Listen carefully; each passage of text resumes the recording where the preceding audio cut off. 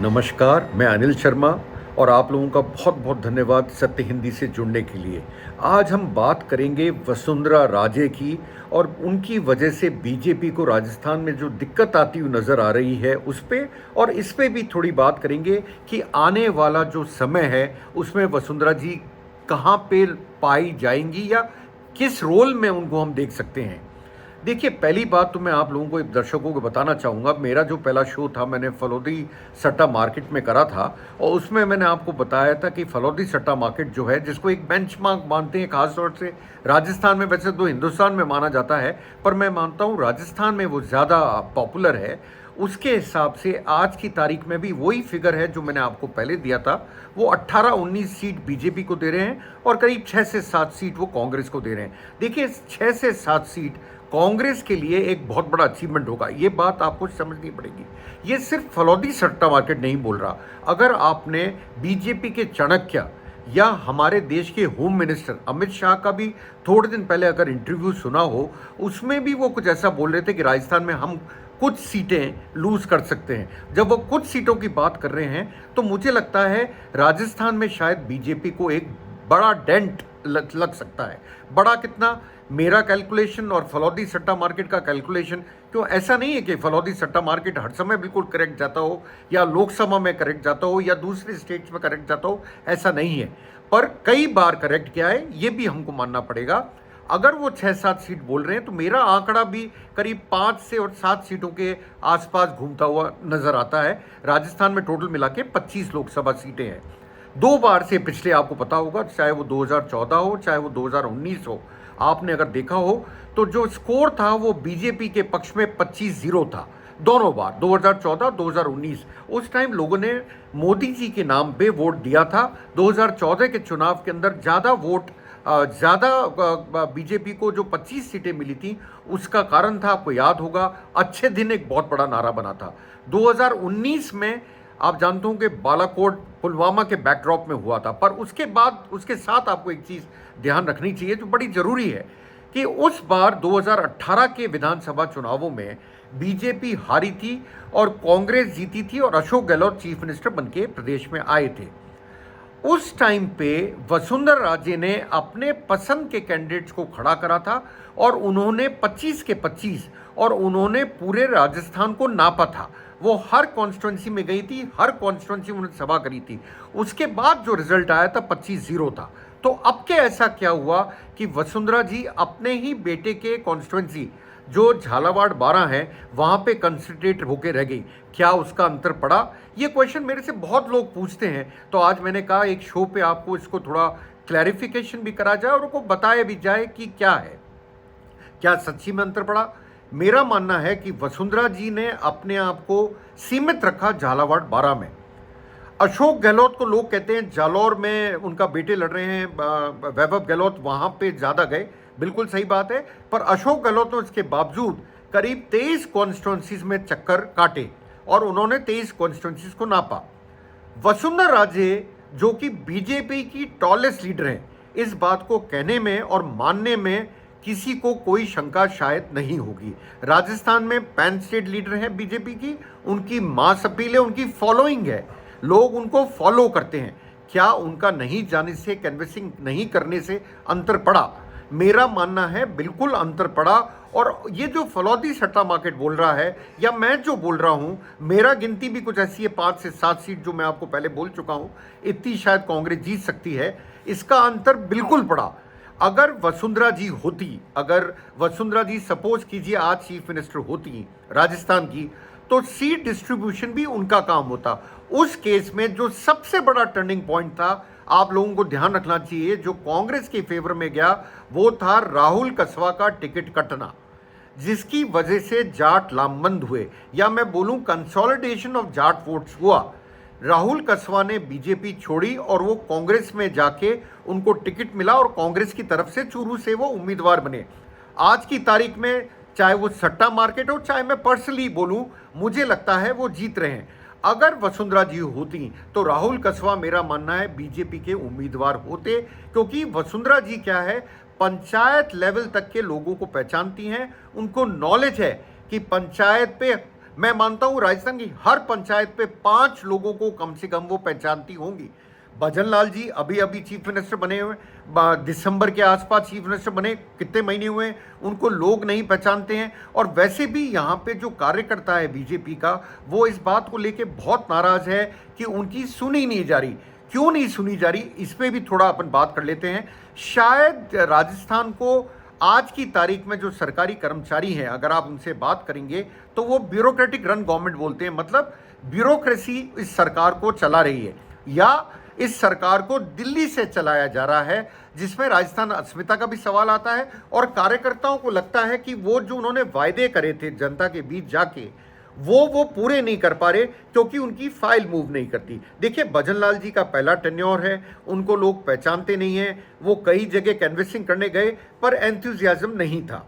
वसुंधरा जी और मैं अगर भजन लाल जी में कंपैरिजन करूं तो कंपैरिजन आप कर नहीं सकते, ये बात बिल्कुल आपको जान लेना चाहिए। फर्स्ट टाइम सीएम है, अभी सीख रहे हैं, वो काफ़ी कुछ चीज़ें उनको समझनी बाकी हैं, और अभी लोग उनको सीरियसली ले नहीं रहे क्योंकि उनके काम नहीं हो पा रहे। दूसरी बात पे आता हूं, अगर 5-7 सीट अगर कांग्रेस ले जाती है तो बीजेपी में क्या हम कुछ और देखते हैं?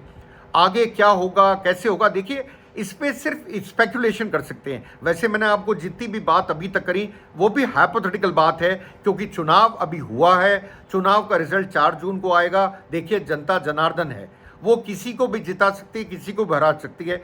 हमारे जैसे राजनीतिक विशेषज्ञ पत्रकार भी फेल हो जाते हैं रीड करने में, इसमें कोई शक नहीं है। फलौदी सट्टा मार्केट भी फेल हो सकता है, मैं आपको इस बात को मानने को बिल्कुल तैयार हूं। फेलियर होता है और फेलियर हो भी सकता है। तो ज्यादातर बातें जो हम कर रहे हैं, हम इस संभावना पे कर रहे हैं कि अगर ऐसा हुआ तो क्या होगा।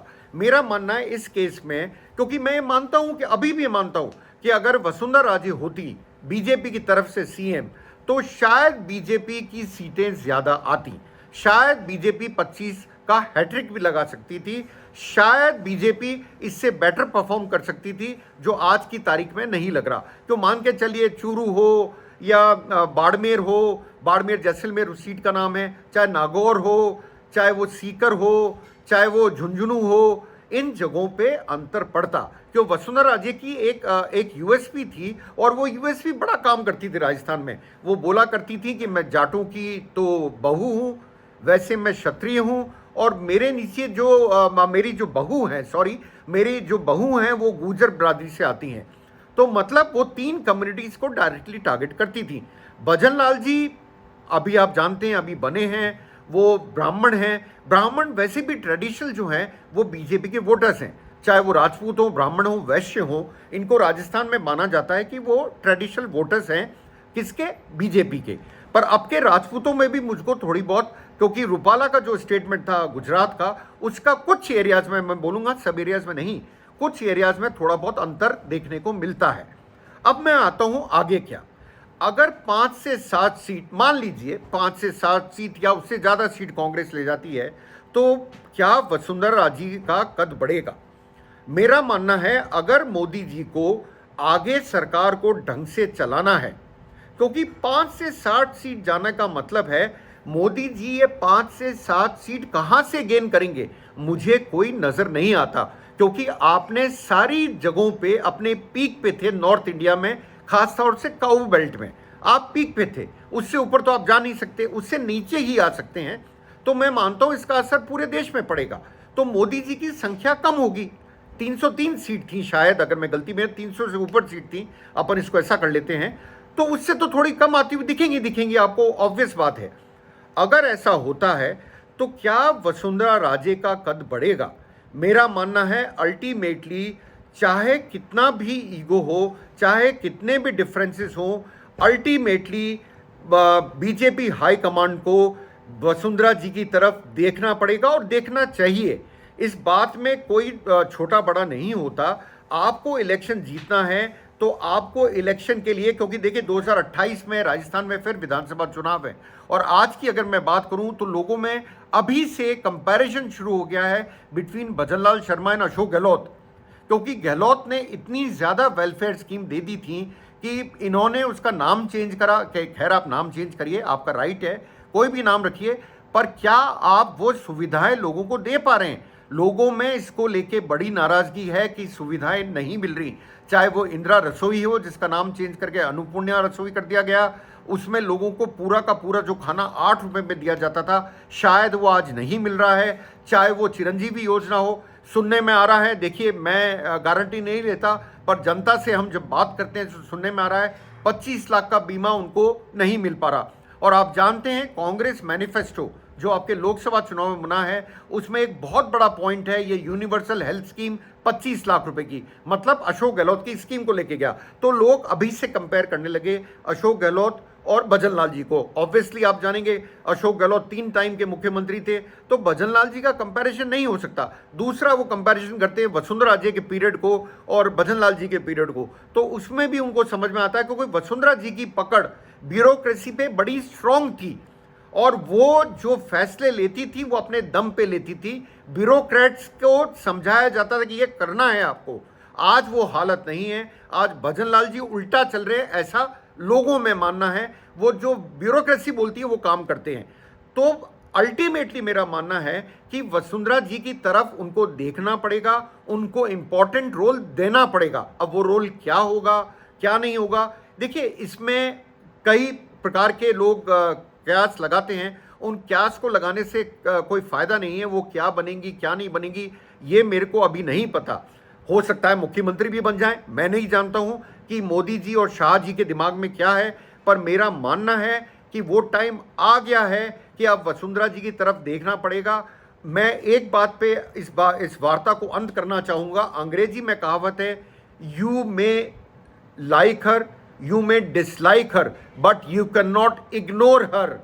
मतलब आप वसुंधरा जी को पसंद करें या ना पसंद करें, पर उनको आप इग्नोर नहीं कर सकते हैं। और इस चुनाव के बाद तो मैं मानता हूं बीजेपी के लिए बहुत दिक्कतें खड़ी हो जाएंगी अगर वो वसुंधरा जी को इग्नोर करेंगे। उनको कोई ना कोई इंपॉर्टेंट पोजीशन दी जानी चाहिए, और अगर नहीं दी गई तो 2028 का चुनाव भी बीजेपी के लिए एक मुश्किल पैदा। देखिए 2028 बहुत दूर है, मैं इस बात को बिल्कुल मानता हूं, पर वसुंधरा जी को कोई ना कोई इंपॉर्टेंट रोल देना पड़ेगा, मुझे ऐसा प्रतीत होता है। आप लोग मेरे से जुड़े उसके लिए बहुत बहुत धन्यवाद।